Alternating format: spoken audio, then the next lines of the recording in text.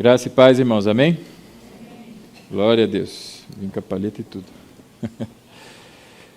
Muito bem. Louvado seja o Senhor por mais essa oportunidade que temos de louvar o seu santo nome. Eu peço a você que siga comigo a primeira de Paulo aos Coríntios, no capítulo 11. Primeira de Paulo aos Coríntios, no capítulo 11. Quem achou, diga amém. Quem achou, diga pera aí. Perando.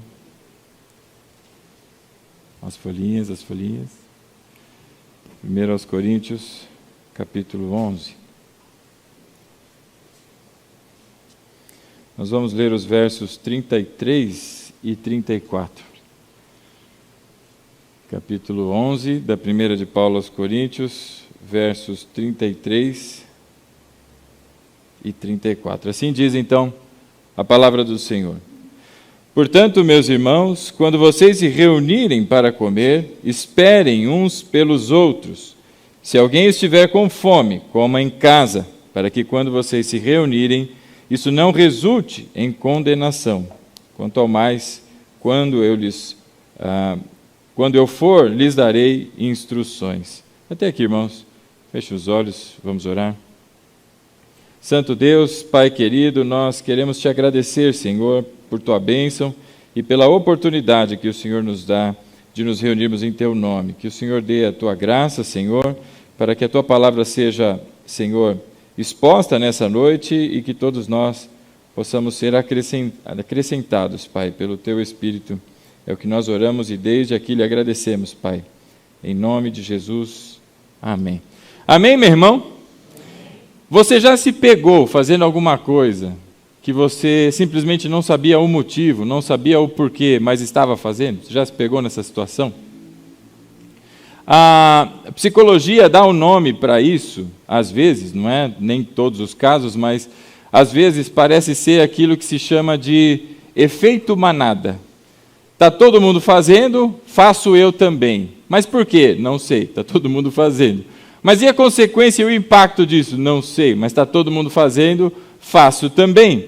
Esse é o famoso efeito manada. Talvez você, olhando para a sua vida, você não identifique de pronto, porque isso é algo que a gente rejeita. A gente não quer assumir que a gente faz coisas pelo simples fato de que alguém está fazendo e a gente não sabe o motivo. Mas o fato e a verdade, meu irmão, é que existe este chamado efeito manada. Algumas pessoas também chamam isso, não é, de macaco de repetição.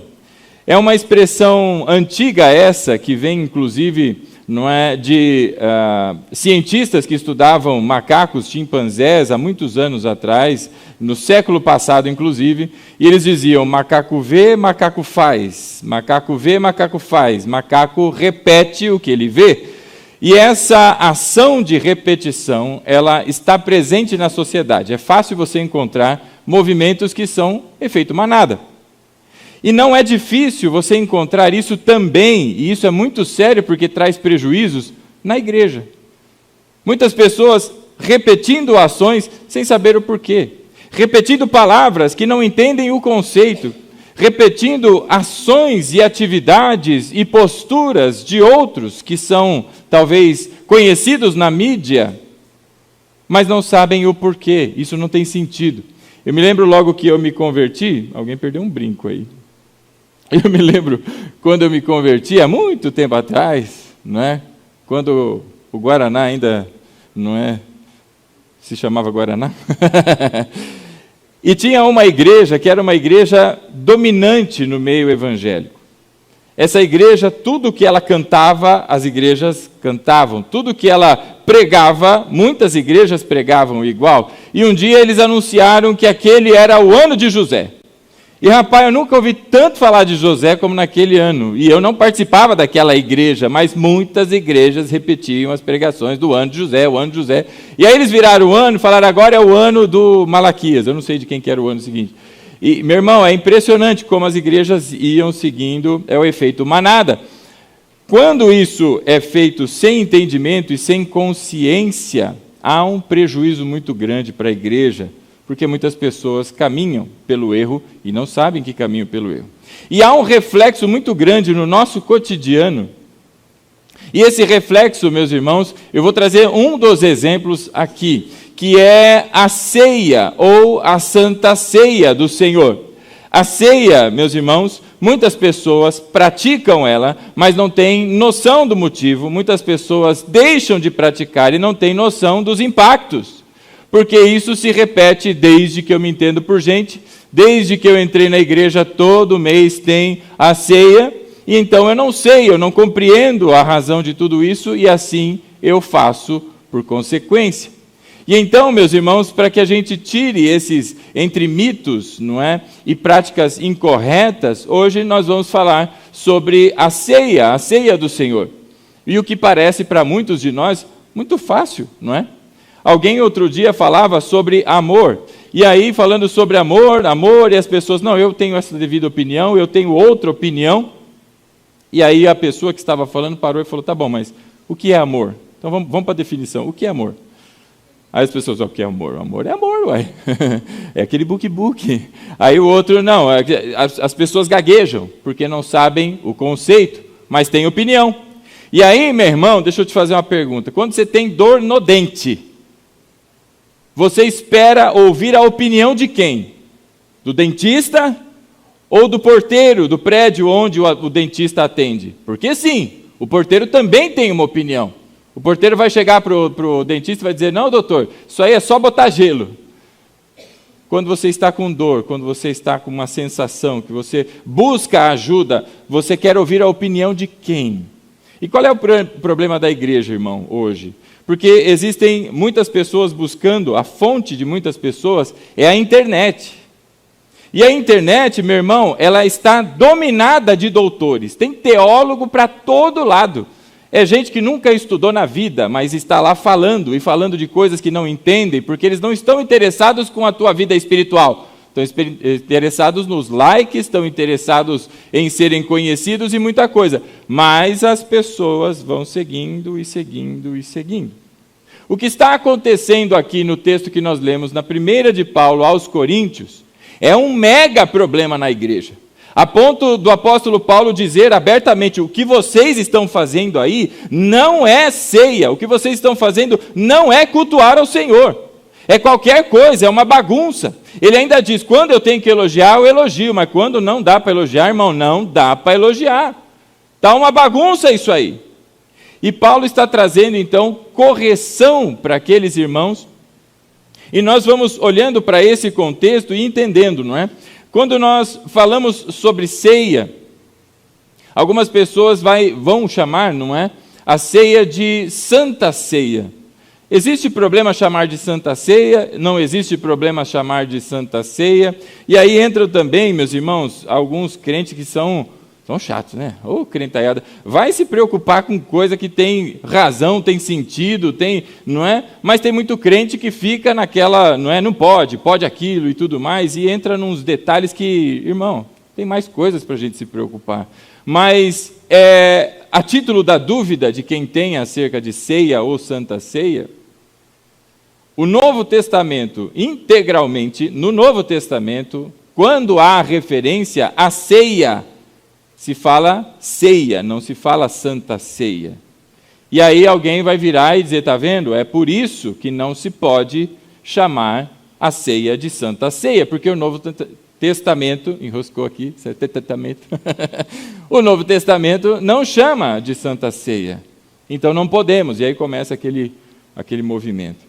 Meus irmãos, a palavra santo, não é? Ela tem algumas aplicações. E entre as suas aplicações está algo que é dedicado, algo que é consagrado, algo que é apresentado para o Senhor. E neste sentido, e tão somente neste, dizer Santa Ceia não implica problema algum.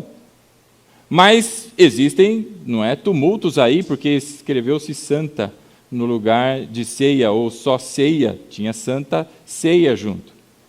Veja, a Santa Ceia, meus irmãos, ela não tem em si, na ceia, ela não tem nada de místico, de poder espiritual e de coisas, não é, que se transformam e outras ações, senão Deus, que quando da sua vontade quiser se manifestar, ele se manifesta livremente. Mas a ceia, ou a Santa Ceia, amados irmãos, ela é tão somente um memorial e ela é especialmente uma ordenança. E eis aí o ponto do efeito manada, que muitas pessoas, é o culto de ceia, nem se lembram que tem o culto de ceia, e aí nós colocamos em todos os primeiros domingos do nosso calendário o lembrete, que é ceia, para ajudar os irmãos esquecidos, não é? Então a ceia, ela é um memorial e ela é uma ordenança. Quando nós falamos sobre algo que é dedicado ao Senhor, eu queria que você fosse comigo ao livro de Êxodo. Êxodo, no capítulo 30.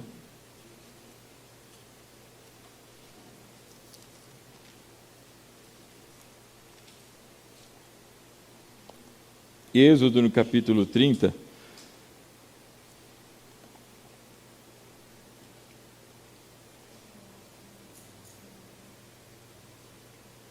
Quem achou, diga amém. O versículo 37. Mas eu queria que lêssemos um pouco mais ali do verso 34 em diante. O Senhor está dando instruções a Moisés acerca da forma e do culto a ele, não é? E há detalhes aqui neste livro que são muito importantes. E aí no verso 34 ele diz assim: disse ainda o Senhor a Moisés: junte as seguintes essências, bálsamo, ônica, gálbano e incenso puro, todos em quantidades iguais, e faça um incenso de mistura aromática, obra de perfumista. Levará sal e será puro e santo. Moa parte dele até virar pó e coloque-o diante das tábuas da aliança da tenda do encontro, onde me encontrarei com você. O incenso lhe será santíssimo. Em outras palavras, dedicado, santo, separado, exclusivo. Verso, então, 37. Não façam nenhum outro incenso com a mesma composição para uso pessoal. Considerem-no sagrado, reservado para o Senhor. A NVI traz reservado para o Senhor. O texto original diz: santo é para o Senhor. O que é o santo? É o incenso.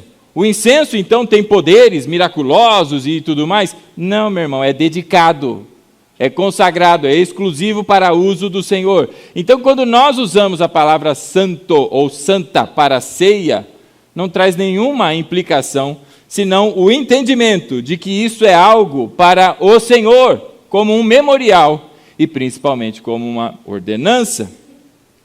Mas essas coisas a turma enrosca. Uma segunda coisa que a turma enrosca, meu irmão, é sobre a participação da ceia. A participação da ceia costuma trazer bastante dúvida ou até mesmo questionamentos.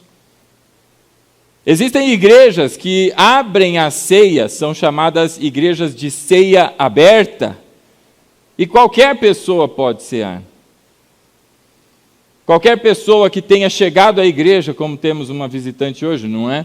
E de repente a visitante não tem ainda um caminhar com Cristo. E se fôssemos como essa igreja permitiria que essa pessoa se beneficiasse da ceia. Há igrejas, inclusive, que não esperam com que a pessoa tenha passado pelo batismo para cear. E aí a nossa comunidade, a Igreja Batista da Família em Osasco, ela tem um procedimento. A Santa Ceia, ou a Ceia do Senhor, ela é servida todo primeiro domingo de cada mês. Amém, irmão? Amém. Todo mundo sabia disso, né? E alguém vai dizer, primeiro domingo? Meu filho, depois de, 10, 15 anos aí quase, minha sobrinha falando não sei o que, ele chamou minha irmã de mãe. Aí o Rafael olhou, você é filha dela? Ele descobriu que a prima era filha da tia dele, né? Então, às vezes, tem algum irmão que vai olhar, primeiro domingo de cada mês é a ceia. É, irmão, primeiro domingo de cada mês. Então, ao longo do ano, A Igreja Batista da Família Osasco celebra 12 cultos de ceia, não é? Muito bem. E no nosso procedimento, se os irmãos estão atentos à maneira como é ministrada a ceia, aqui é dito, é referido, não é? Que somente aqueles que passaram pelas águas do batismo é que ceiam conosco. Inclusive convidados, pessoas que estão aqui nos visitando, se são batizadas, num batismo considerado válido, não é? Eu, quando nasci, a minha família era de origem católica, então, quando pequeno, fui batizado. Este não é um batismo válido, exatamente porque eu era uma criança, um bebê, não tinha consciência, não tinha juízo. Como eu vou ter consciência da minha vida pecaminosa se malemar, gugu dadá eu falava, né? Então não tem condições, não é um batismo válido. O batismo válido é aquele que é feito de maneira consciente, que ouviu o Evangelho apontou as minhas irregularidades diante do Senhor, eu entendi que eu sou pecador e que na minha condição é morte, é condenação, mas Deus me apresenta pelo Evangelho a oferta de salvação em Cristo. E através do arrependimento, a fé em Cristo, então faz com que a pessoa nasça de novo. E a partir desse novo nascimento, com esta consciência, caminha-se para o batismo. E então aqui a nossa igreja procede dessa maneira. Aí vem questionamentos do tipo se isso tem amparo bíblico ou não. E eu quero mostrar aos irmãos algumas coisas hoje, dado que o assunto é ceia. Ainda em Êxodo, eu vou pedir a vocês que sigam comigo ao capítulo 12. Voltem alguns capítulos, não é? Para o capítulo 12. O que acontece no capítulo 12, meus irmãos, é o que nós conhecemos ali como a instituição da Páscoa. E a ceia do Senhor, ela está diretamente conectada com aquilo que é a Páscoa, ainda que a Páscoa judaica. No capítulo 12, nós vamos ver algumas questões que estão, então, relacionadas à ceia. E nós começamos pelo versículo 1, capítulo 12 de Êxodo, verso 1. Diz assim a palavra do Senhor: E o Senhor disse a Moisés e a Arão no Egito: Este deverá ser o primeiro mês do ano para vocês. Digam a toda a comunidade de Israel que no 10º dia deste mês, todo homem deverá separar um cordeiro ou um cabrito para a sua família, um para cada casa. Primeira coisa que nós observamos aqui acerca da ceia do Senhor, meus irmãos, olhando para a Páscoa é a instituição e que Deus dá um decreto perpétuo, é que aqueles irmãos deveriam, cada família, sacrificar um cabrito, um cordeiro, e este cordeiro deveria ser suficiente para a sua família. Há inclusive indicações, se a família é pequena, para que nada do animal que foi sacrificado sobrasse, e se sobrasse, deveria ser queimado. Então, a primeira característica que nós vemos acerca da Páscoa, e você faça o paralelo com a ceia, tá? É que ela é para a família. Leia comigo novamente aí o verso 3. Digam a toda a comunidade de Israel que no 10º dia deste mês, todo homem deverá separar um cordeiro ou um cabrito para a sua família, um para cada casa. O verso 4. Se a família for pequena demais para um animal inteiro, deve dividi-lo com o seu vizinho mais próximo, conforme o número de pessoas e conforme o que cada um puder comer. Então a primeira coisa que nós vemos aqui sobre ceia, Páscoa, ceia da Páscoa, Páscoa judaica ainda, Êxodo 12, é que isto é para a família. Cada casa tinha que fazer o seu sacrifício. Cada casa, então, tinha a provisão do seu cordeiro para a sua família. Estamos em família. Muito bem. Ainda no capítulo 12, nós vamos seguir agora para o verso 14, que aí está toda a descrição, não é, do procedimento. Nós vamos ver a característica deste evento que Deus propõe aqui. Verso 14. Este dia será um memorial. Meus irmãos, memorial, palavra memorial, memória, não é? Estão bastante ligados. É exatamente para que quando você, do momento em que o pratique e o exercite, coisas lhe venham à mente. Não é só um ato que você homenageia, mas é também um ato que você presta homenagens, presta culto e glorifica a Deus, mas coisas também lhe vêm à cabeça.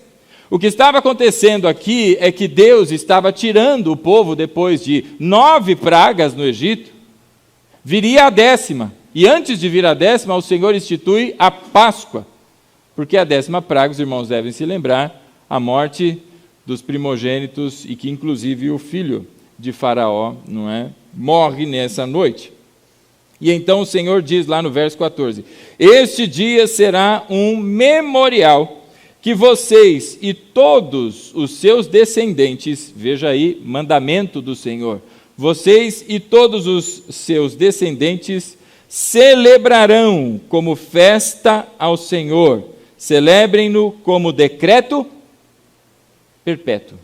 Toda vez que eu lembro da palavra perpétuo, eu me lembro de quando era pequeno que, às vezes, né, que ia em velório, criança não entende nada, né? Está lá vendo um monte de gente chorando, outros conversando e um negócio pendurado lá no meio, né? Eu não entendia lá muita coisa, mas passava e depois fazia a carreata até chegar ao cemitério. Quando chegava no cemitério, tinha umas plaquinhas azuis, pequenininhas assim, eu não sei se existe ainda, mas na minha época era uma plaquinha, até parecia um formato de ovo deitado, e ela era azul com a bordinha branca, eu lembro como se estivesse vendo aqui agora, escrito assim, perpétuo. Eu olhava para aquilo e falei, quem que é essa senhora perpétua aí que morreu em todas, né? Quantas perpétuas? Né? O decreto de Deus para esse memorial é perpétuo. O que quer dizer perpétuo? Que não tem fim, é para sempre. Tem alguém aí sacrificando cordeiro aí na véspera da Páscoa na sua casa? Irmão, você está em falta com Deus então?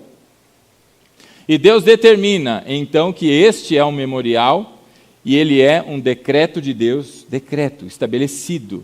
Isso não é opcional. Crente, atenção. Isso não é opcional. Decreto perpétuo. Muito bem. A segunda característica, então, que nós vimos aqui, além de ser para a família, nós vimos que ele é um decreto perpétuo. E a terceira característica que eu quero que você veja agora ainda no capítulo 12, só que bem mais lá à frente, dos versos 43 em diante, aí fala exatamente sobre a participação. Nós já vimos que Deus institui isso e para o seu povo. Deus institui isso para o seu povo, para que seja celebrado em família e de maneira perpétua. Agora no verso 43 do capítulo 12, o Senhor continua dando a todos nós aí detalhes, não é, de como haveria de ser esta celebração.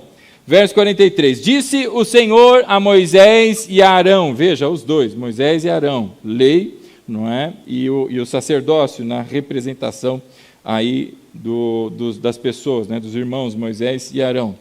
Estas são as leis da Páscoa. Nenhum estrangeiro poderá comê-la. Então, a primeira coisa que observamos, ou a terceira, melhor dizendo, é que para estrangeiros não é a Páscoa. A Páscoa não é para quem é de fora. Calma que Deus continua a falar. Mas a primeira coisa é, estrangeiros não são participantes dessa festa, dessa celebração. E aí Deus continua a dizer no verso 44, o escravo comprado poderá comer da Páscoa, mas tem uma condição, depois de ser circuncidado. O que era a circuncisão naquele tempo, meus irmãos? Senão o sinal da aliança, o sinal de pertencimento como povo de Deus. Deus institui a circuncisão.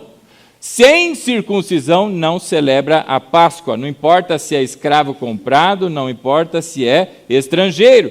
E aí ele continua dizendo, não é? O escravo então comprado poderá comer a Páscoa depois de ser circuncidado. Mas o residente temporário e o trabalhador contratado dela não comerão. Deus estabeleceu que não faz parte da celebração da Páscoa. E se você entende Páscoa, a referência direta ao sacrifício de Cristo, não participa se não for circuncidado. Aí veja aí o verso seguinte, verso 46. Vocês a comerão numa só casa. Não levem nenhum pedaço de carne para fora da casa, nem quebrem nenhum dos ossos. Toda a comunidade de Israel terá que celebrar a Páscoa. Alguém em Israel poderia se dar ao luxo de dizer, hoje eu não estou afim não. Eu tenho uma viagem programada e eu vou para o Guarujá, Senhor. Deus é bastante claro, direto e específico, não é? Veja aí o verso 47. Toda a comunidade de Israel deverá. Isso é mandamento, irmão. Mandamento. Quem está falando é o Senhor a falar com Moisés e com Arão. E aí o verso 48. Qualquer estrangeiro, voltou ao estrangeiro que estava impedido lá em cima, né? Residente entre vocês, que quiser celebrar a Páscoa, porque alguém vai olhar para isso e vai dizer, nossa, que maravilhoso isso. Que coisa tremenda. Que Deus poderoso é esse que tirou vocês do Egito. Eu também quero fazer parte disso. E aí veja, meus irmãos, que desde esse tempo, Israel já era e deveria ser aberta aos gentios, não é? E aí Deus fala, qualquer estrangeiro residente que entre vocês quiser participar ou celebrar a Páscoa do Senhor, terá que se circuncidar, todos os do sexo masculino da sua família, e então poderá participar como natural da terra. Nenhum incircunciso poderá participar. Estabelecimento de Deus, não é de homens. Nenhum incircunciso poderá participar. Quem se lembra de Golias? Golias poderia participar da festa da Páscoa? Davi chamava ele de incircunciso. Quem é este incircunciso para falar assim sobre o meu Deus, não é? E então aqui o verso 49, a mesma lei se aplicará ao natural da terra e ao estrangeiro residente. Então quais são as condições que Deus estabeleceu para a celebração da Páscoa? Só circuncidados. Porque fizeram o sinal da aliança, e se fizeram o sinal da aliança, o fizeram porque entenderam quem é o Deus da aliança. Conhecem, não só o Deus da aliança, mas conhecem desde Abraão, desde Isaac, desde Jacó, tudo que Deus fez e agora, não é? Está por fazer por libertar todo esse povo. Muito bem. Aí alguém aqui vai dizer, muito bem, pastor, mas eu acredito que não tem ninguém circuncidado aqui. O irmão é novo, eu não conheço, né? Já circuncidou. Tem alguém aí que passou pelo hospital, não é? Não é? E veja que o texto foi bastante específico. Só os do sexo masculino deverão ser circuncidados. Então as mulheres não participavam neste projeto de celebração. Mas eu quero te dizer uma coisa. Você é sim, se você está em Cristo, você é sim circuncidado. Não fisicamente, mas espiritualmente.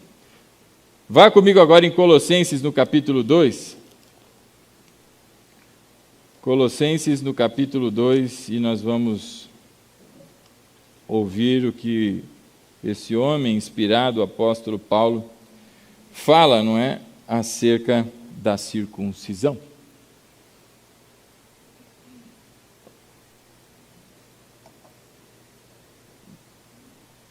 Capítulo 2 de Colossenses, quem achou? Diga amém. Quem não achou, diga peraí. Estou operando. Quem não achou e não disse, Deus toque o seu coração rebelde. Colossenses capítulo 2, nós vamos ver ali a partir do verso 11. Ele diz assim, nele, em Cristo, nele é em Cristo, é a expressão em Cristo. O apóstolo Paulo usa muito essa expressão em Cristo. Nele também vocês foram circuncidados, não com uma circuncisão feita por mãos humanas, mas com uma circuncisão feita por Cristo, que é o despojar do corpo da carne. E então, todos nós que estamos em Cristo, sim, fomos circuncidados. E ei, mulheres, você também. Agora, na nova e eterna aliança, as mulheres também participam na circuncisão. E esta circuncisão, ela não foi feita por mãos humanas. Ela não faz parte de uma tradição, ela não faz parte de um rito, não há nada que nós visivelmente possamos diferenciar, senão aquilo que o Senhor fez em nós, e essa é uma circuncisão agora espiritual. Há uma marca, há uma cisão em mim, e essa cisão fez o quê? Ela separou a minha velha natureza e agora criou a nova, tem um corte ali.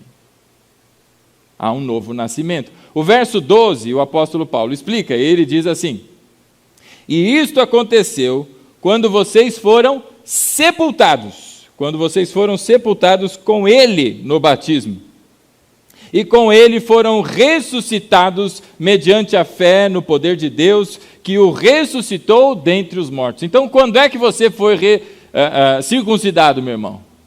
Quando você nasceu de novo. O apóstolo Paulo fala aqui no verso 12, e isto aconteceu quando vocês foram sepultados com ele no batismo. Há aqui o batismo no Espírito, lembra de Senhor Jesus falando com Nicodemos? Quem não nascer da água e do Espírito, não verá o reino de Deus. Este novo nascimento é ser batizado no Espírito Santo. E aí o crente faz a confusão, não é? Entre as línguas estranhas, nasceu. E há também um outro apontamento para esse batismo, o batismo nas águas. Porque esta era uma prática e uma ordenança do Senhor. O Senhor Jesus deixou mandamentos e deixou ordenanças para todos nós. Mandamentos, o Senhor Jesus resumiu-os em 2. Quais eram, irmãos? Amar a Deus sobre todas as coisas. E os irmãos, não é? Continuaram aí. E o segundo, amar ao próximo como a ti mesmo. Sendo que nos 2 a gente tem, não é, capturados toda a essência da lei moral, do decálogo que o Senhor então apresentou a Moisés. 2 mandamentos. Mandamento, então, meus irmãos, se refere à lei, ao estabelecimento de lei. O Senhor Jesus deixou em vigência o padrão moral que Deus apresentou lá atrás a Moisés. Só o resumiu para que você entenda que tudo aquilo lá se refere a amar ao próximo como a você mesmo. E o Senhor Jesus também deixou, meus irmãos, ordenanças. Quais são as ordenanças? 2 delas. A primeira delas, batismo. E a segunda delas, a ceia. Vá comigo agora em Mateus, no capítulo 28. Você entendeu que você está circuncidado, né, irmão? Se você entendeu que você está circuncidado, você se enquadrou, não é? No que vimos lá em Êxodo, na prática da Páscoa. Amém, irmão? Capítulo 28 do Evangelho segundo Mateus. Quem achou, diga amém. Quem não achou, diga peraí. Olha os rebeldes aí. Capítulo 28, nós vamos ler o verso 19. Podemos ler do verso 18, que é um estabelecimento assim incrível. Glória a Deus por isso. Verso 18 diz: e então Jesus aproximou-se deles, dos seus discípulos, e disse: foi-me dada toda a autoridade nos céus e na terra. Portanto, quem está falando? É o Supremo, é o Soberano. A autoridade suprema, acima de tudo, de todos, de qualquer coisa criada, tudo está debaixo dele. E ele diz: portanto, vão e façam discípulos de todas as nações. Qual é a primeira ordem que Jesus deu? Para que a gente saia, para que a gente avance, para que a gente faça discípulos de todas as nações, ou seja, não há nenhuma diferença daquele que nasceu em país A, país B, não é cor, etnia, absolutamente nada. E aí ele diz então: batizando-os em nome do Pai, do Filho e do Espírito Santo, e aí vem o verso 20, e ensinando-os a obedecer a tudo o que eu lhes ordenei. Existem ordenanças da parte do Senhor Jesus que foram dadas aos apóstolos, e os apóstolos ensinaram então os seus primeiros discípulos, que assim sucessivamente até chegar aos nossos dias. Então, qual é a ordem, meu irmão, do que Jesus está apresentando como a grande comissão? Vai fazer discípulo. Esses discípulos, não é? Pessoas que ouviram o Evangelho, que ouviram a pregação do Evangelho. Qual é o primeiro passo na caminhada cristã? Batizando-os em nome do Pai, do Filho e do Espírito Santo. É uma coisa assim divertida quando as pessoas falam, eu não sei se eu estou pronto para me batizar, não sei. Você se converteu? Você se arrependeu dos seus pecados? Você entendeu que você é pecador e necessita de um Salvador? Sim. Então não tem mais conversa, irmão. Se você está em Cristo, agora a tua vida não é mais tua, pertence ao teu Senhor. E o teu Senhor disse que a primeira coisa que você deve fazer ao se batizar, ao se converter, é se batizar. E então fazer discípulos, batizá-los, e depois de batizados, fazer com que eles, não é, aprendam, ensine tudo o que Jesus ordenou. E o que está agora nesse terceiro grupo de coisas que o Senhor Jesus ordenou? A ceia. Então, dos dois, não é, elementos que são ordenanças do Senhor Jesus, batismo e agora a ceia, não tem como a pessoa cear se ela ainda não se batizou.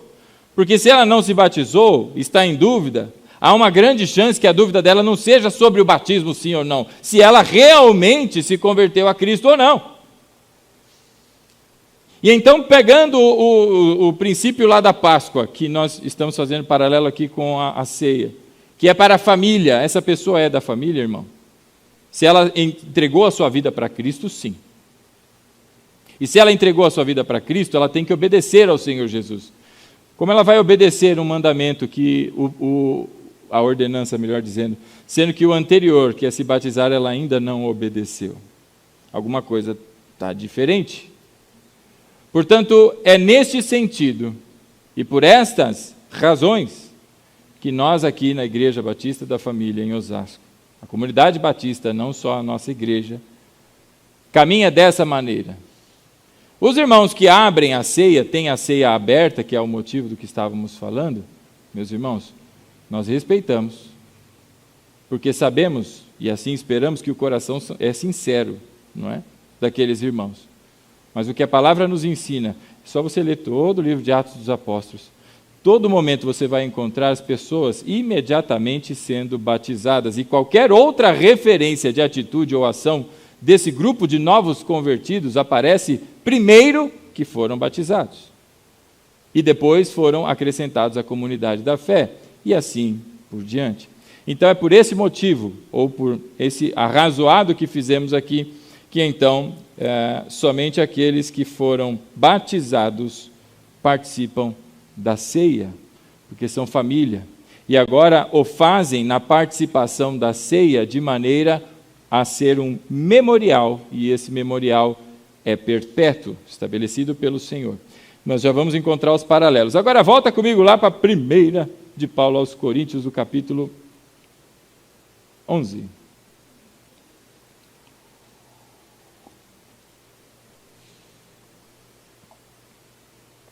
O apóstolo Paulo, então, estava dando aquele chacoalhão naqueles irmãos. Era uma igreja dividida, era uma igreja em que os ricos se juntavam e os pobres ficaram num outro grupinho apartado. Havia muitos problemas de relacionamento naquela igreja. E quando chegava o culto da ceia, quando chegava o momento da ceia, aqueles irmãos tinham uma prática que se perdeu, irmãos.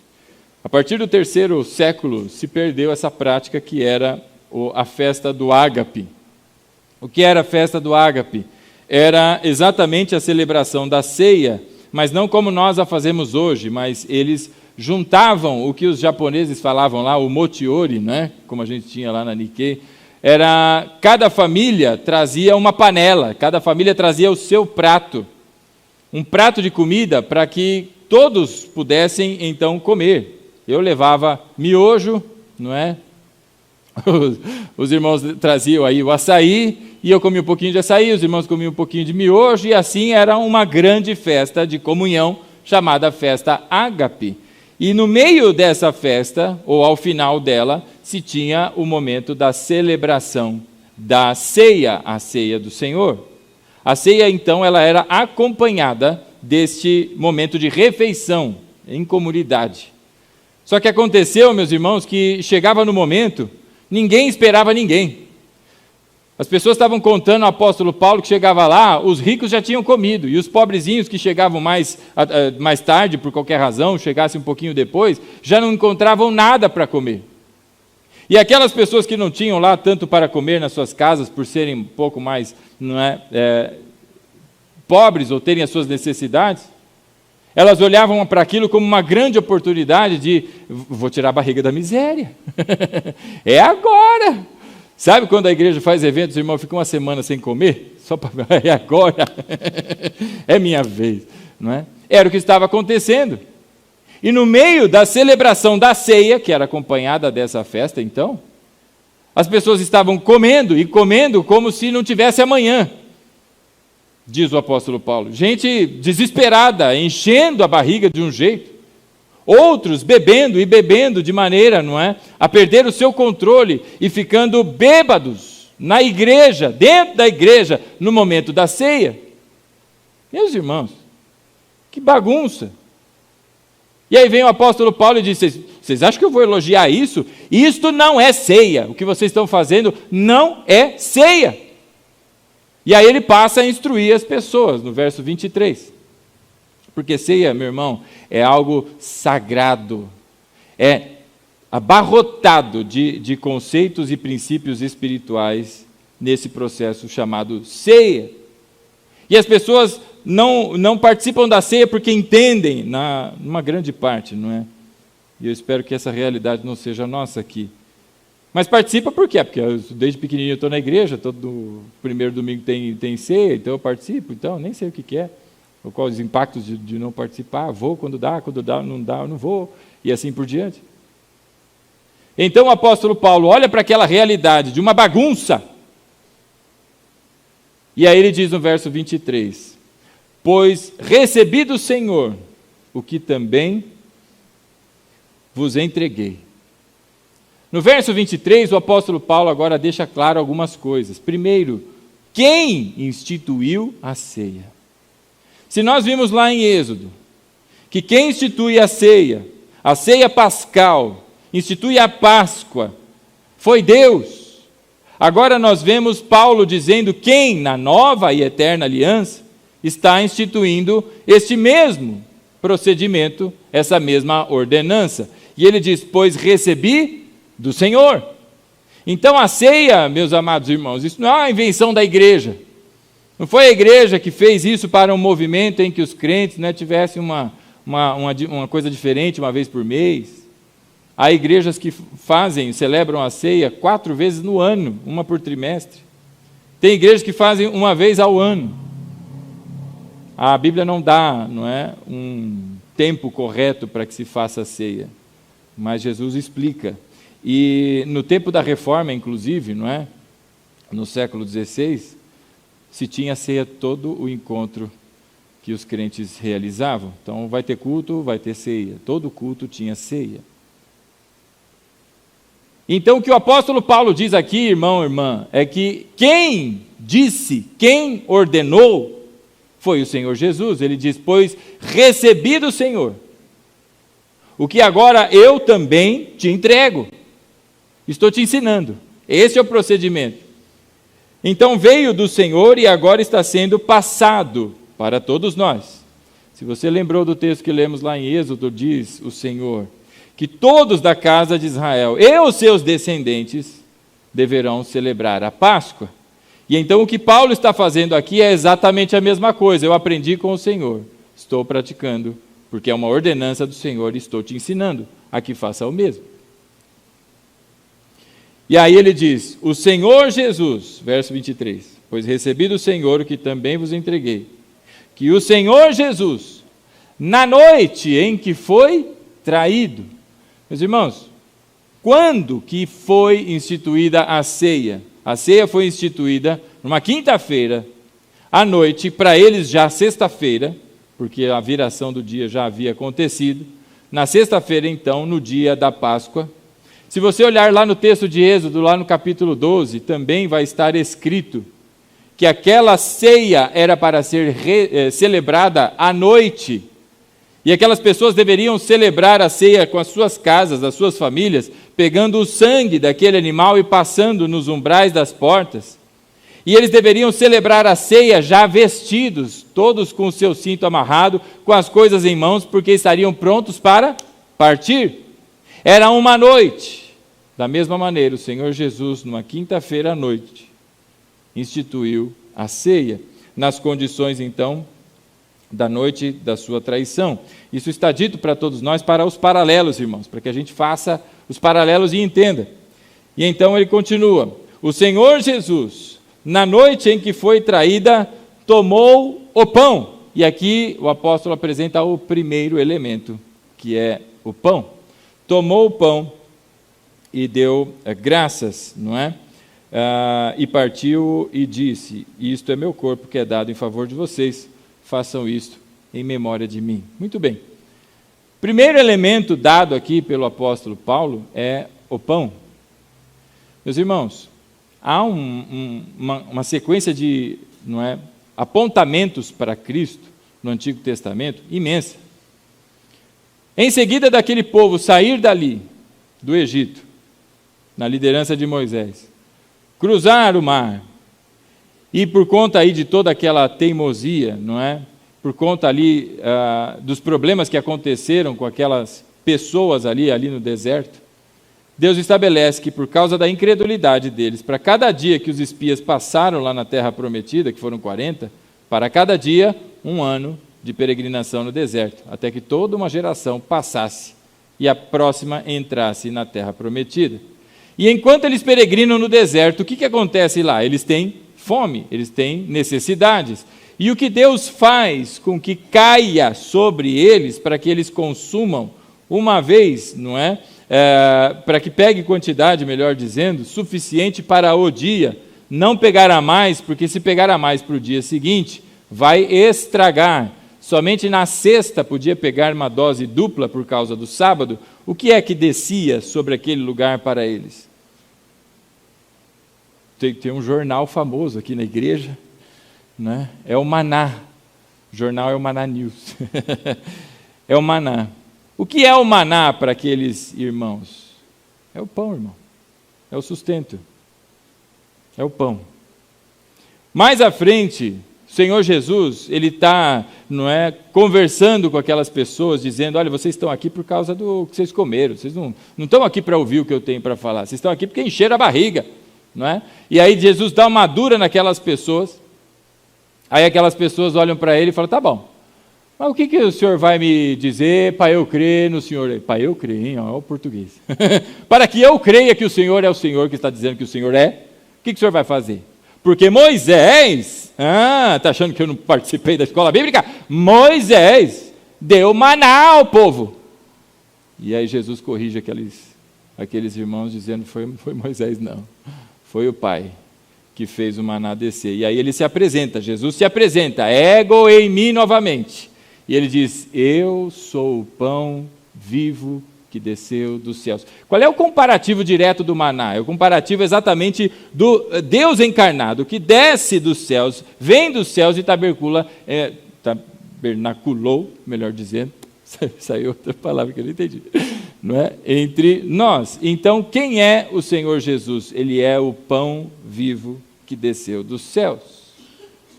E agora o primeiro elemento que é apresentado para a ceia é o pão. Se você conhece as tradições judaicas, como é feita a Páscoa judaica, ela é celebrada com pães asmos. Então, naquela quinta-feira em que Jesus estabelece a ceia, a Santa Ceia, a ceia do Senhor, naquela quinta-feira que Jesus o faz, ele o faz nas condições da ceia pascal judaica. O pão que é ali cortado e entregue para eles é o pão asmo, irmão. E ali então ele parte o pão. E ao partir do pão, ele diz para aquelas pessoas: isso é meu corpo, que é dado em favor de vocês. O corpo de Jesus, que foi agora, não é, exposto naquela cruz, foi judiado por aqueles soldados, foi agredido, não é, verbalmente por toda aquela multidão enfurecida, pessoas que deviam até estar babando de tanta raiva e de tão fora de si que estavam. E ali Jesus foi pregado. E desde o início da manhã, bem de manhãzinha, às 9 horas da manhã, já estava crucificado até às 3 horas da tarde. Passou o Senhor Jesus em pé, pendurado naquele madeiro. E ele diz: "Isso é meu corpo, partido em favor de vocês. Porque este é o Cordeiro que veio tirar o pecado do mundo. É o Cordeiro Santo de Deus, sem pecados, e que em substituição assume o lugar na cruz, pela alegria que lhe foi proposta. Isso é dado em favor de vocês." Que favor é esse, irmão? Esse é o favor chamado graça. É o sacrifício que substituiu a mim e a você. Este é o pão que está sendo apresentado ali na ceia. É o primeiro elemento. E aí ele continua, não é? No verso então 24. "E tendo dado graças, o partiu e disse", com o pão em mãos, a Bíblia diz que ele dá graças e o parte. Essa expressão que você lê aí, "e tendo dado graças", ou "deu graças", como está aí na versão, não é, da NVI, é uma palavrinha só no grego. Essa é a palavrinha que sai, a palavra Eucaristia. Eucaristese é a palavra no grego que está no original. Isso foi traduzido para "e tendo dado graças". Quando aparece essa palavra, meu irmão, "e tendo dado graças", o Senhor Jesus está nos ensinando como se celebra a ceia. Como se celebra a ceia? Dando graças, agradecendo a Deus. Então a primeira coisa que nós olhamos aqui é que o sentimento na ceia é um sentimento de gratidão. É um sentimento de alguém que conhece todo esse conjunto de verdades que nós chamamos de fé. Sabemos exatamente que se não fosse Jesus, não haveria a menor das esperanças para qualquer um de nós. E agora, porque Cristo passou por tudo isso, partiu o seu corpo em favor de mim e em teu favor, com graças a gente celebra então a ceia. Sabe, meus irmãos, a gente observa às vezes a ceia e parece que as pessoas estão num funeral. A ceia não é um funeral, a ceia é uma festa. É uma festa de celebração. "E tendo dado graças", aquele que estava para ser entregue por nós, ele levanta as mãos e agradece ao Senhor, com gratidão, e parte o pão, simbolizando ali o seu corpo, que haveria de ser partido por todos nós. E aí ele continua, não é? "E tendo dado graças", o verso 24, "partiu-o e disse: Isto é meu corpo que é dado em favor de vocês. Façam isto em memória de mim." Façam. Não é quando tiverem oportunidade, façam. Se estiverem alegres naquele dia, façam. Quais são as palavras do Senhor? Façam. Imperativo, irmão. Quem está falando é aquele cujo, não é, papel agora é de governador e soberano do universo. Todo o poder nos céus e na terra me foram dados. E ele diz agora para mim e para você: façam isto em memória de mim. Então Jesus aqui apresenta que a ceia, ela é um memorial, é em memória dele. É em honra ao sacrifício de Cristo, em homenagem ao Senhor Jesus, para que demos glória ao Senhor Jesus por tudo aquilo que Ele realizou por mim e por você. Mas é também um memorial, é para que me traga à memória verdades que às vezes se perdem no meu dia a dia, nas minhas confusões no trânsito, nas minhas confusões entre as contas e deveres que se embolaram e tantas coisas. Existem verdades absolutas que não tem uma vírgula de variação, não tem nem sombra de variação. A ceia, então, ela serve para trazer à sua memória o que nos dá esperança, irmão. A ceia não é um culto que você simplesmente é mais um, não, meu irmão. É a manifestação da gratidão genuína de todo aquele que teve a sua vida agora lavada pelo sangue do Cordeiro. E ele vem se apresentar diante do seu Pai, e em família. Para quê? Para honrar com muita gratidão no coração o Deus Todo-Poderoso. Façam isto em memória de mim. É uma ordenança. Deus, o Senhor Jesus, está dando então esta ordenança. E aí ele continua no verso 25: da mesma forma, depois da ceia, ele tomou o cálice e disse: este cálice é a nova aliança no meu sangue. Façam isto sempre que o beberem em memória de mim. E agora é apresentado o segundo dos elementos, que é o vinho, que é o suco de uvas, que representa o sangue da nova e eterna aliança, porque não há remissão de pecados sem derramamento de sangue, e este é o sangue do Cordeiro de Deus que tira o pecado do mundo. Este é o sangue do inocente, do justo que morre pelos injustos. E então o que a ceia representa, meu irmão? Enquanto o batismo é a sua declaração pública, quem perdeu a aula do batismo, né? Enquanto o batismo é a sua declaração pública de que você é de Cristo, de que você morreu para o mundo e agora nasceu para Cristo, simbologia de entrar na água, ser sepultado, sair da água ali, é o teu novo nascimento, é a ressurreição espiritual, não é? É nascer de novo. E isso você faz uma única vez, não faz de novo. O batismo verdadeiro é feito e praticado uma única vez. Agora vem a ceia. E a ceia agora é que mensalmente, no nosso caso aqui, diariamente, como era nos tempos então da igreja primitiva, nós agora publicamente manifestamos para a família que nossa comunhão permanece com Cristo. Nós somos de Cristo e temos gratidão, porque Cristo lavou a nossa vida com o seu sangue. Por isso, meus irmãos, agora apresenta-se o sangue, sendo que a carne, o corpo de Cristo, representa o Deus encarnado, aquele que veio, habitou entre nós, e nós cremos. Este é o Messias, o Jesus, o Deus encarnado, Deus Emanuel, Deus conosco. E o que é o sangue, senão a obra de morte na cruz e o sangue da nova e eterna aliança? O sangue agora que abre uma aliança, uma nova aliança. Essa aliança é eterna e põe fim à antiga aliança, estabelece o fim dessa primeira. A Bíblia diz que Jesus é o cumprimento da lei. Então toda a antiga aliança se cumpre em Cristo e agora se tem a nova e eterna aliança. O sangue então simboliza, por isso diz o Senhor Jesus, este é o sangue da nova aliança. E aí ele repete: façam isso em memória de mim. Então esse memorial, meus irmãos, me faz lembrar de que eu sou de Cristo, o Deus que se encarnou, se manifestou em sua forma de humilhação, ele se fez igual a mim e você.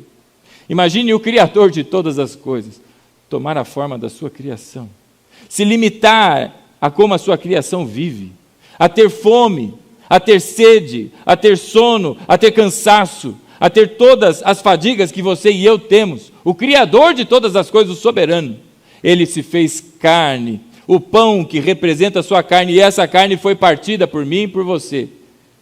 E não só isso, mas o seu sangue, que foi derramado para estabelecer a nova e eterna aliança. Meus irmãos, toda essa simbologia presente num simples ato que nós celebramos, não é? E celebraremos daqui a pouco. Aqueles irmãos em Corinto tinham entre a celebração uma refeição. Com o tempo, lá pelo século III, não é? Antes do início do quarto século, se findou isso. E por causa exatamente de situações como essa que estava acontecendo aqui na igreja em Corinto. E então a ceia foi compactada entre a apresentação do pão e do vinho, não é? Para todos nós. E existe algo na ceia, meus irmãos, que é muito importante que nós tenhamos em mente. Há uma tradição que vem, não é? Uma tradição histórica e que vem dos católicos, de que este pão, esse corpo anunciado pelo Senhor Jesus, não é? Esse pão, quando o padre lá está entregando a hóstia, não é o que seria para eles o pão, aquela hóstia, pela palavra do padre, ela se transforma. E ela se transforma fisicamente no corpo de Cristo. Como se tivesse ali, naquele pedaço, não é? A hóstia, estivessem ali ossos, órgãos, pele, cabelo, não é? Porque aquilo foi transubstanciado, mudou a sua substância, mudou a forma, transformou. E, meus irmãos, por óbvio, isso não acontece. O pão continua sendo o pão, a hóstia continua sendo a hóstia. E lá entre os católicos, não é? Há uma orientação, inclusive, para quem já participou, como eu, há uma orientação de que você não deve morder a hóstia. A hóstia deve ser colocada na língua, você gruda ela no céu da boca porque ela vai dissolver. Não se morde a hóstia porque este é o corpo de Cristo, você não deve morder o corpo de Cristo. Então essa mística, essa crença de que ali esse elemento que é o pão, ele se transforma, irmãos, isso não acontece, irmãos. O que acontece verdadeiramente é a presença de Cristo. Jesus diz, este é o meu corpo. Você já ouviu Jesus dizendo, né? Onde dois ou mais se reunirem em meu nome, lá eu me farei presente. E no momento de ceia, no momento em que se presta aqui, então, toda a homenagem, todo o culto, todo o louvor e toda a adoração ao Senhor Jesus, o Senhor Jesus se faz presente. Há uma honra sendo dada ao Cordeiro na celebração da ceia. E isto sim é verdadeiro. Houve muita discussão na igreja, os protestantes, no tempo da Reforma, rejeitaram a ideia da transubstanciação, que é o pão se transformando, o sangue se transformando, que depois da oração o pão já não é mais pão, e depois da oração o suco de uvas deixa de ser o suco e se torna o sangue. Não é? Irmãos, isso não acontece. Isso é simbólico. Aponta para a verdade da obra de Cristo. E nessa simbologia, o coração se prostra diante do Rei que se faz presente na hora da ceia. Não só na hora da ceia, mas em toda a celebração do culto. Então o pão e o suco que é apresentado aqui, nós não usamos mais vinho como se usava na igreja primitiva, a ponto de alguns, inclusive, ficarem entorpecidos aí, bêbados, não é? Eles não se transformam. Essa é uma crença que precisa, de atenção ao texto sagrado. O que verdadeiramente acontece é a manifestação genuína do Senhor Jesus. Porque ali há uma espécie de renovação da tua aliança com o Senhor. Você está afirmando publicamente que você faz parte da comunhão do corpo de Cristo. E aquele que estabeleceu a aliança, sim, ele se faz presente. E glória a Deus por isso. E é por causa da presença de Jesus que Paulo está agora chamando a atenção daqueles irmãos em Corinto e dizendo, vocês estão loucos?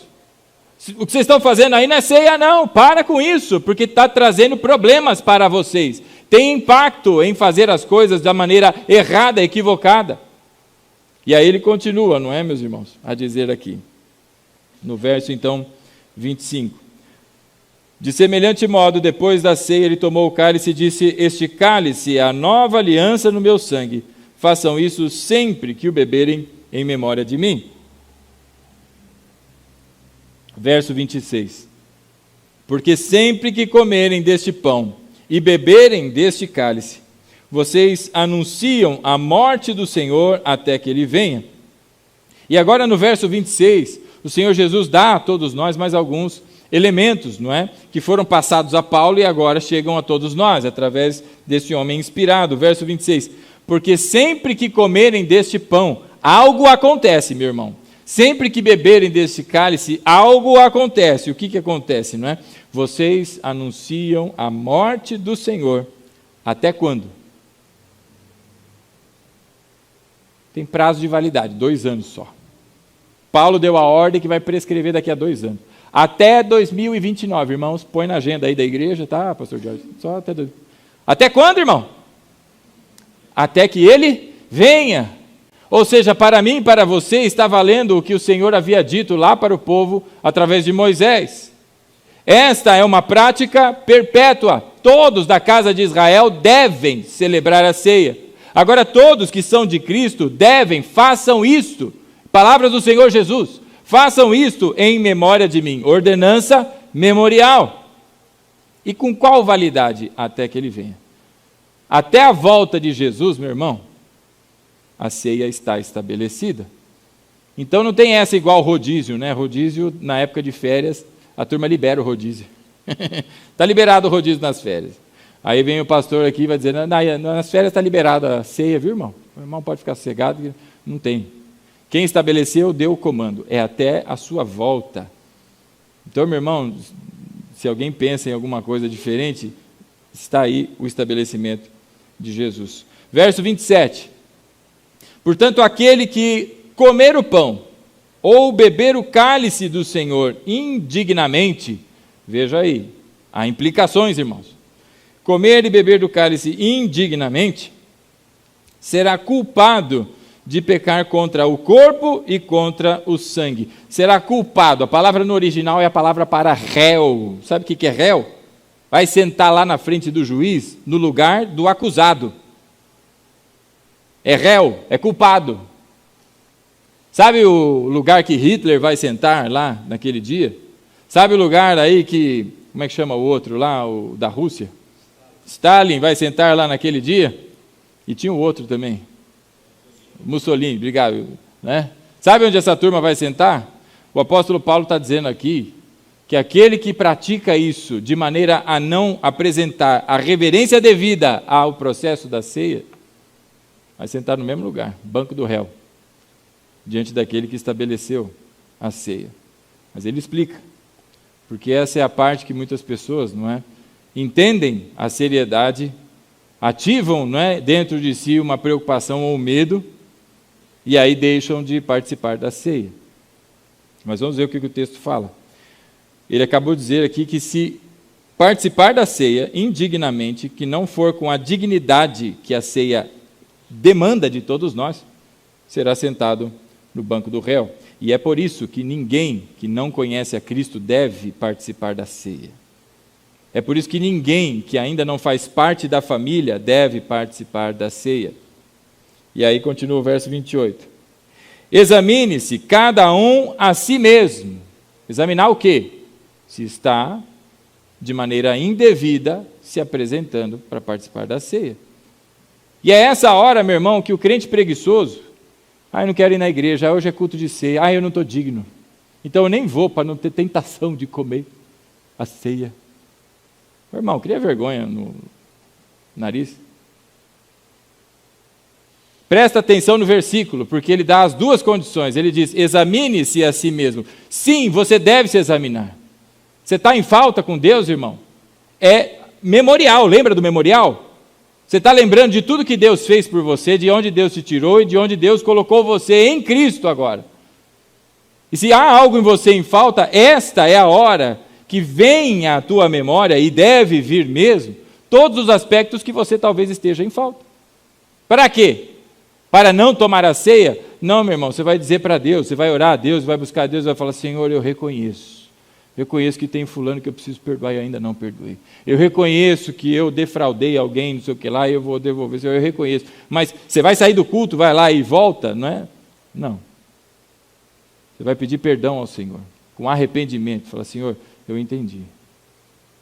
Me perdoe, Pai. Veja o versículo de novo, verso 28. Examine-se cada um a si mesmo, e então coma o pão.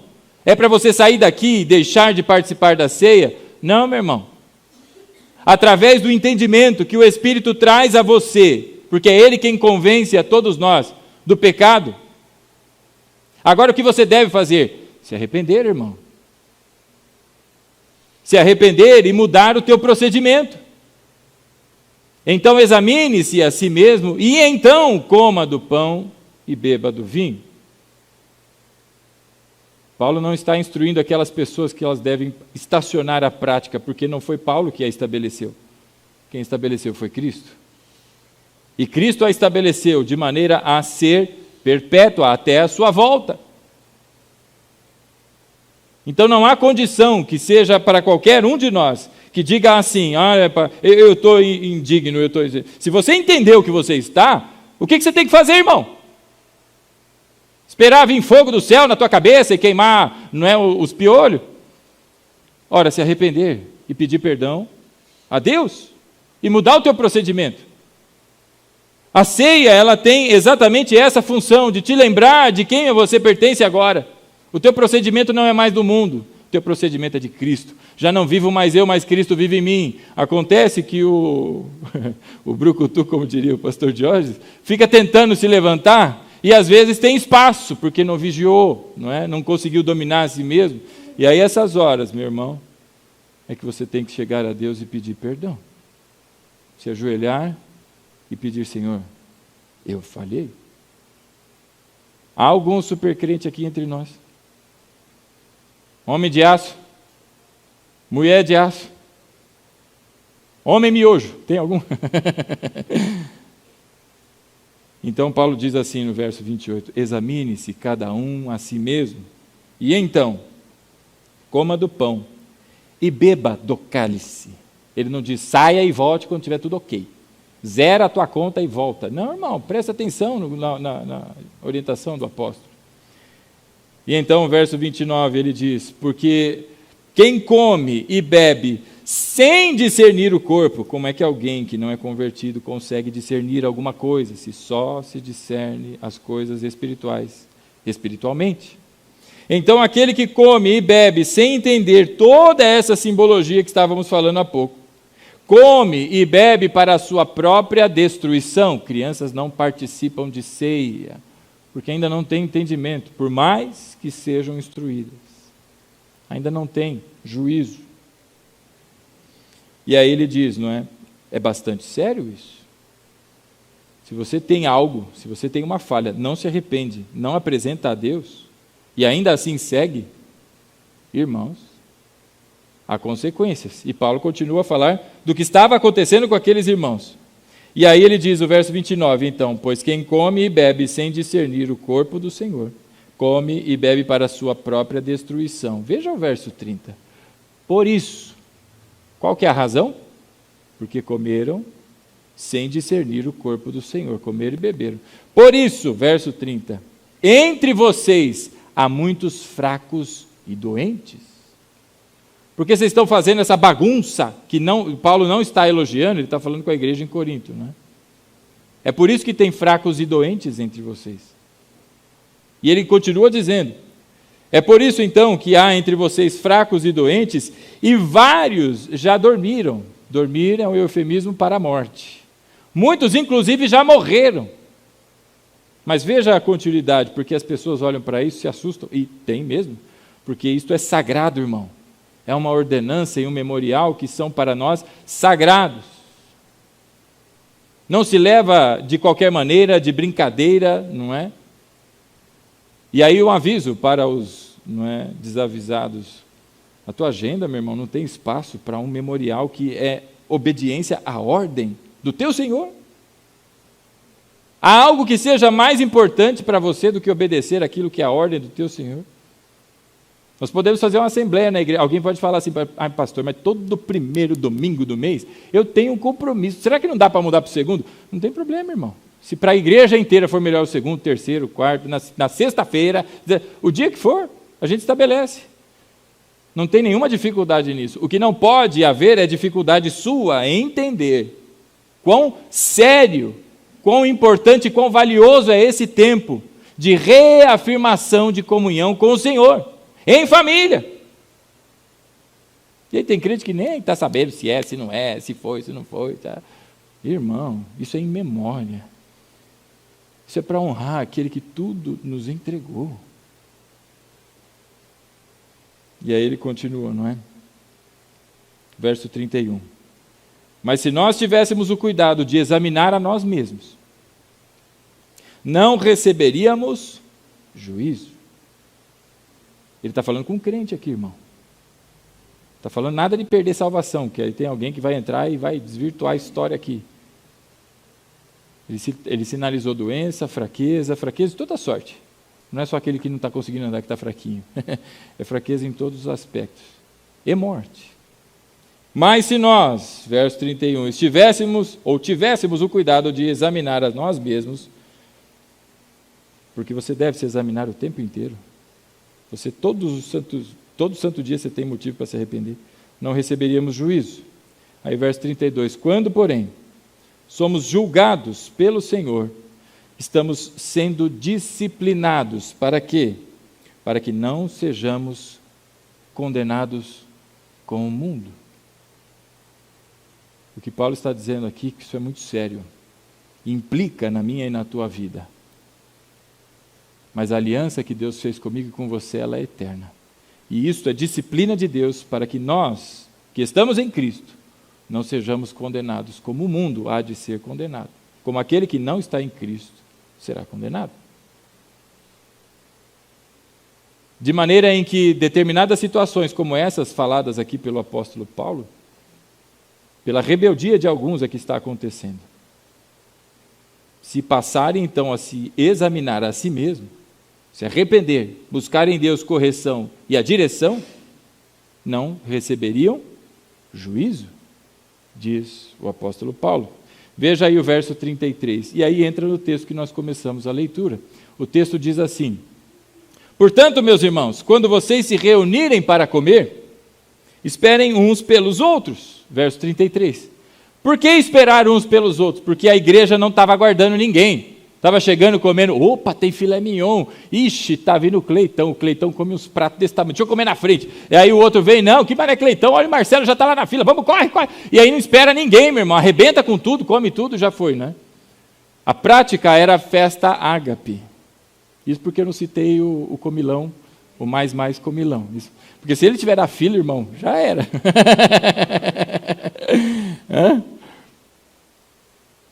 Aqueles irmãos tinham a festa ágape, nós não temos mais, nós não as praticamos mais. Mas aqueles irmãos tinham. E então o apóstolo Paulo diz que isso deve ser na unidade, isso deve ser celebrado com todo mundo junto, esperem uns pelos outros. A referência aqui não é só para a comida ou alimento, é também para a ceia. As igrejas que têm o hábito de entregou, já comeu, entregou, bebeu, e vai até que chegar o último, todo mundo já ceou, né? Elas dizem que esse versículo está falando só sobre o almoço, ou a janta, ou a refeição. E não é. Por isso que nós falamos aqui, não é? Segure o pão, tome o cálice, e esperem para que a gente ceie todos juntos. É por esse motivo. Meus irmãos, a Bíblia é o nosso, não é? Guia para todas as coisas na vida. É nela que a gente se baseia. E então, o verso 33, o apóstolo Paulo diz: olha, quando vocês se reunirem, então, para comer, festa ágape e ceia, esperem, então, uns pelos outros. E aí o verso 34, se alguém estiver com fome, coma em casa, para que quando vocês se reunirem, isto não resulte em condenação, para que não venha o esfomeado, arrebenta a comida, deixa o outro sem comer, o outro comeu primeiro, para que não resulte em condenação por causa dessa bagunça que estava acontecendo na igreja. E aí o apóstolo Paulo fala ao final: quanto ao mais, quando eu lhes for, ou quando eu for, lhes darei instruções. Paulo, no seu estilo pastoral, era tete a tete. Isso aqui é para dar uma aquecida aí, irmão, mas quando eu chegar aí, os irmãos esperam, viu? Quando eu for, eu vou falar do resto. E aí os próximos capítulos falam, não é, de outros assuntos já acerca do que Paulo estava tratando com aquela igreja. O que nós vimos aqui então, meus irmãos, é que a ceia, ela não é efeito manada. Você não vem aqui para fazer porque todo crente faz. Você não veio aqui porque a outra igreja também faz. Não foi a igreja que instituiu isso não, irmão. Foi o Senhor Jesus Cristo. E em que condições? Meu irmão, no instante antes da sua traição, ele fez isso para estabelecer como um memorial, ordenança, para nos trazer à mente coisas que nós precisamos nos lembrar, para nos fortalecer e caminharmos na fé. É tempo então de que nós nos prostremos diante do Senhor, arrependamos-nos de tudo aquilo que nós temos que então, não é, corrigir na nossa vida e caminhemos com firmeza, com ousadia, não com temor, porque Cristo, não é, entregou o sangue da nova e eterna aliança, e assim nós caminhamos. Diante de tudo isso que nós vimos, meu irmão, existem 3 grandes propósitos que nós observamos na ceia, ou a Santa Ceia. Primeiro deles, gratidão. Meu irmão, isso é uma festa. Se você estava para morrer, ou estava morto, melhor dizendo, e Deus lhe deu vida, você não tem motivo para se alegrar? Se você tinha uma conta infinitamente gigante que você podia trabalhar, morrer, Deus dá a graça de você nascer de novo, trabalhar, morrer de novo, 1000 vezes que você não vai conseguir pagar essa conta. Parecido com alguns cartões de crédito de alguns irmãos aí. É.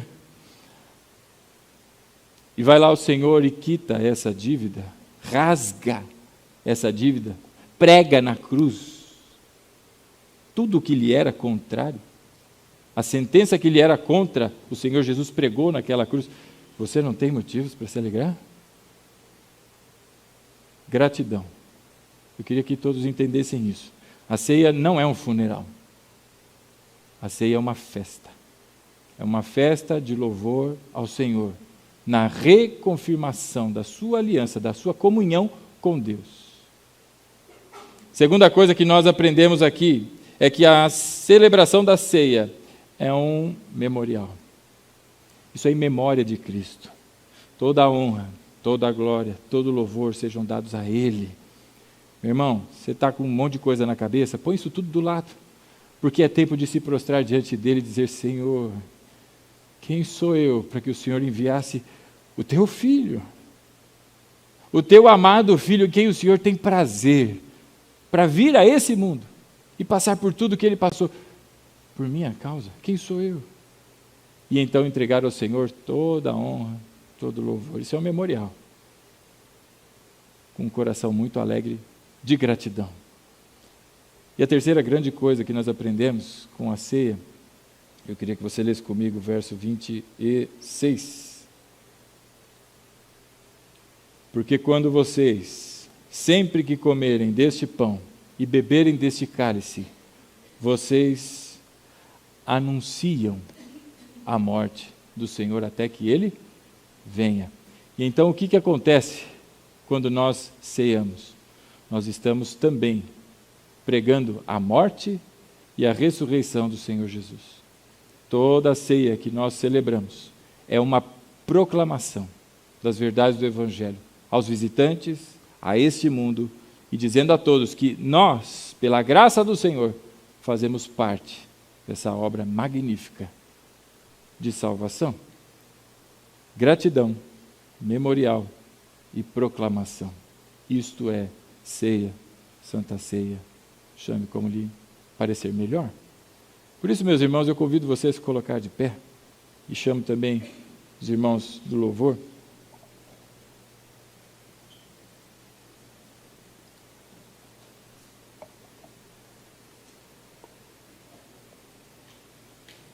Antes de nós avançarmos para esse momento tão maravilhoso, tão glorioso, se chama ceia do Senhor, Paulo disse algumas coisas para a gente, não disse? Ele disse: examine-se, pois, a si mesmo. Se você é mais antigo, talvez na tua memória esteja uma outra versão. Examine-se, pois, o homem a si mesmo. Homem e mulher. Porque você também foi circuncidado em Cristo, amém? Nós vamos separar um momento agora, em cumprimento e obediência à palavra do Senhor, para que nós nos examinemos. Façamos agora essa análise, esse exame nas nossas vidas, e tudo aquilo que o Espírito lhe apresentar, coloque aos pés do Senhor, em oração. Feche os teus olhos, e nós vamos orar?